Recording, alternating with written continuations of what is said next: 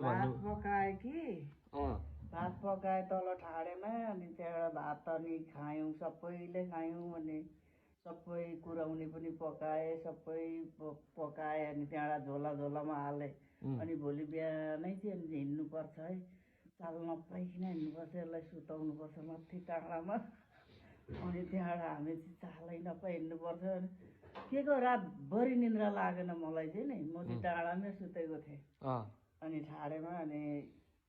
भरेको छिट्टै बिउँझेर हिँड्ने भनेर लुगा पनि पोको पारेको थियो तपाईँले अनि त्यो जङ्गल काटेको पो त भने दाजु र भाउजूले त नि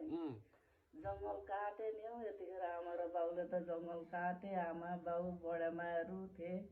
सबै जङ्गल काटे नि भने अनि त्यसरी पो मन्दिर गएका छन् त मलाई यसरी झुक्क्याएर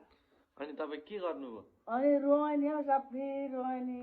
रोए रोए रोए रात बिहानभरि रोएर बसेको अनि त्यहाँ छोडेर गइहालेँ